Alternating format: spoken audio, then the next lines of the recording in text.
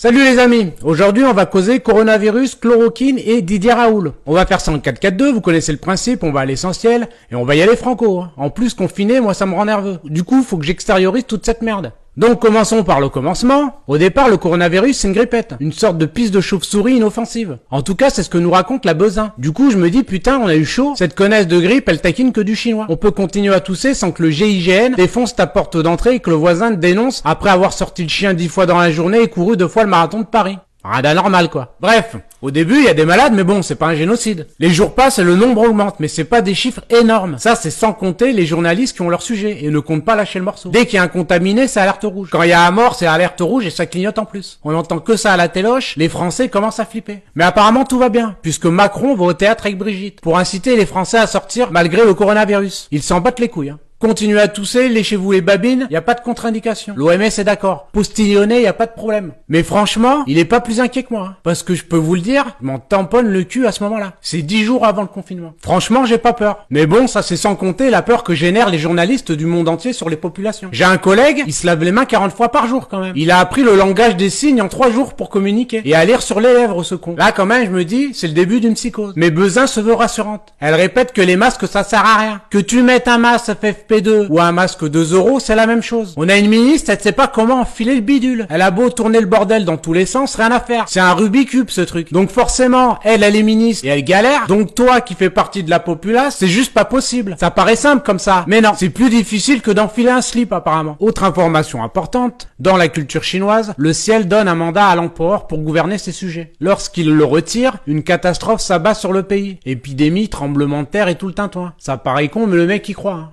Il a contraint la population de Wuhan à rester confinée chez elle. Il construit en quelques jours des hôpitaux, envoie des équipes dans chaque maison, prendre la température de chaque habitant, à traiter les personnes infectées au phosphate de chloroquine, emballer c'est peser, y a plus rien à voir, vous pouvez circuler. Forcément, quand Pernod te monte au 13h un hôpital se construire en 10 jours, c'est impressionnant. Même moi, je me dis, putain, il y a anguille sous roche. Chérie, prépare le caddie, faut faire un stock de PQ pour pas mourir de faim. Car comme vous le savez tous, c'est le b.a.-ba du survivaliste que d'acheter du PQ quand on risque de mourir de faim à cause de la pénurie. Donc moi et ma femme, en bon survivaliste qu'on est, on rentre dans le premier Leclerc qu'on trouve. Et là, la guerre commence. Il y a une vieille qui a la main sur le rouleau de PQ Moltonel de chez Lotus, l'autre elle croit qu'on est dans le monde d'avant. Celui de la courtoisie où elle pouvait se permettre de passer devant toi à la caisse l'air de rien. Grosse erreur d'appréciation de la vieille. Coup de tête balayette, ma femme la termine à coup de latte, clé de bras en hyperextension, étranglement, et on rentre à la maison tout content d'avoir échappé à l'impossibilité de nous torcher le cul. Même si entre-temps on a un peu oublié d'acheter de la bouffe. On se rendra compte un peu plus tard qu'il n'y avait pas de pénurie. Mais bon, mieux vaut prévenir que guérir, Après l'épisode du ravitaillement, nous on scrute les infos pour voir s'ils nous ont pas pondu un vaccin ou s'il y a un effet ralgant qui guérit cette merde. Et là, miracle, je vois qui? Didier Raoult, qui annonce le plus tranquillement du monde que la chloroquine guérit 75% des malades. Au début, je le vois le Raoult, me dis putain, il a un côté retour vers le futur, je sais pas. J'ai pas tout de suite confiance. Et McFly à côté, il m'inspire pas plus. Mentez pas, on s'est tous dit la même chose. Et 3 recherches après, j'apprends que c'est un microbiologiste mondialement reconnu qui dirige le plus grand centre français consacré aux maladies infectieuses à Marseille. C'est une pointure, Il fait pas dans le Doliprane, le garçon. Du coup, je me mange toute la série de vidéos. En plus d'en avoir dans le ciboulot, il se permet de remettre à sa place Patrick Cohen. Le gars, il marche sur les journalistes, il multiplie la chloroquine et guérit les malades. Jésus. Et je ressors de ma séance vidéo avec le retour de mon premier instinct, qui me disait de ne pas m'inquiéter. À ce moment-là, je me dis c'est plié. On a trouvé le remède, la semaine prochaine on est libérable. Ou au pire, le masque fera office de bracelet électronique. Il n'y a plus qu'à tester la population et en avant les loulous. Sauf qu'il y a un petit problème, qui a son importance. C'est qu'on n'a plus de masques. Je vous dis, c'est catastrophique, Plus t'avances, plus tu t'enfonces. Ce gouvernement, c'est une catastrophe. Bref, en 2011, il y avait près d'1,5 milliard de masques, dont 600 millions de masques FFP2. Marisol Touraine nous assure qu'en 2017, il restait 754 millions de masques chirurgicaux et 75 millions d'FFP2 en 2015. Et Olivier Véran nous rapporte qu'en début de la crise du coronavirus, il y avait 117 millions de masques chirurgicaux et 0 FFP2. Et en bon mathématicien qu'on est, on pose l'opération, 754 moins 117 égale 637. Où sont passés ces 637 millions de masques restants? Personne le sait. Est-ce qu'on les a envoyés à la Chine? On ne sait pas. C'est le flou total. Résultat des courses, en 10 jours, la Chine a construit 2 hôpitaux de 2500 lits. Nous, en 10 jours, on n'avait même pas encore terminé de monter 3 tentes militaires sur un parking à Mulhouse. T'as des infirmières qui fabriquent elles-mêmes leurs masques avec leurs soutifs. C'est quoi la suite? On se met un slip sur la tête? Là, il manque plus grand chose pour rentrer dans la catégorie des pays sous-développés. En tout cas, en matière de santé, on est bidon. 0 pointé. En fait, si vous voulez, pour combattre le coronavirus, il y avait deux options. L'option 1, c'est le confinement total. Très chiant, hein, parce qu'on est enfermé toute la journée. Et pire encore, car c'est la catastrophe économique qui viendra après, qui sera pire que le virus lui-même. Ou l'option 2, c'est pas de confinement, mais avec des masques pour tous. Test individuel, fichage sanitaire, efficacité maximum. C'est comme ça que ça s'est passé en Corée du Sud, si vous voulez. Ici, le masque, c'est comme un confinement ambulatoire. Et tu peux continuer à vivre normalement. Mais quand t'as plus de masque, plus de gel, plus de tests, plus rien, tu fais l'option 1 et tu dis à la population française que l'option 2 ne fonctionne pas. Niveau incompétence, c'est extraordinaire. On est confiné parce qu'on a détruit le système de santé. C'est ça la réalité. Mais bon, encore une fois, pas de panique. Il y a la chloroquine, les gars, suffit de s'en procurer, sauf que Agnès Buzyn a classé la chloroquine en substance vénéneuse le 13 janvier 2020, quelques jours avant l'entrée du virus sur le sol français. Et pire encore, le professeur Perron nous annonce que toute la chloroquine a été volée. Les mecs ont vidé les armoires. Je sais pas vous, mais moi je suis à deux doigts de devenir complotiste.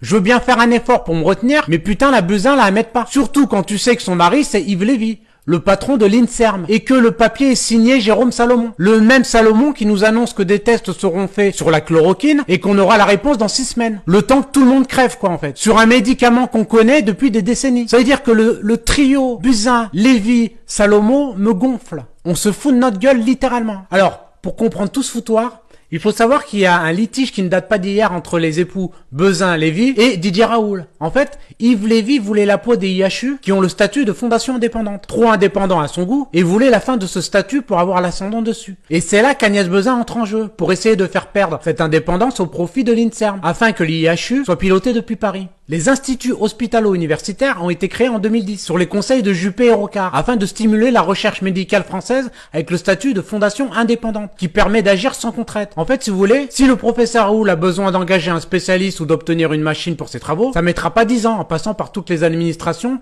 et le bon vouloir de la signature de l'INSERM par exemple. Grosso merdo, c'est ça. Et cette spécificité ne convient pas du tout à Yves Lévy, qui n'a pas la main sur l'institution. Il a pas son mot à dire en fait. Un ancien ministre lâchera même au canard enchaîné. Yves Lévy a toujours voulu la peau des IHU. C'est un enjeu de pouvoir. Alors là, tenez-vous bien. Le 2 octobre, les ministres Agnès Lévy et Frédérique Vidal font connaître leur décision dans un communiqué sur l'IHU. Les projets soumis devront proposer une gouvernance sans fondation, support afin d'associer pleinement le CHU, l'université et l'organisme de recherche. Traduction, les futurs IHU ne bénéficieraient plus du fameux statut de fondation, qui les rend si indépendants. Les ministres ont clairement tranché en faveur de l'INSERM et d'Yves Lévy. Mais là, il se passe un truc, c'est que pour éviter le conflit d'intérêts grossier, Matignon arrache le dossier des mains d'Agnès Lévy, évitant ainsi la catastrophe opportuniste du couple Lévy et de l'ex-belle-fille de Simone Veil, Agnès Buzyn. Vous comprenez pourquoi maintenant Didier Raoult n'est pas odeur de sainteté pour le couple. Et pour certains médias aussi. C'est ici que ça se passe, les gars. Vous imaginez que si ils avaient réussi leur coup, Raoult on n'en entendrait même pas parler. Par contre, on aurait le droit à un vaccin à la con avec l'aval de l'INSERM et d'Agnès. Ça c'est certain. Alors, petit rappel tout de même sur le professeur Didier Raoult. On est tous d'accord que c'est pas le Gad Elmaleh de la médecine. On n'est pas face à Jean-Claude Roman comme aimeraient nous faire croire les médias. C'est le meilleur infectiologue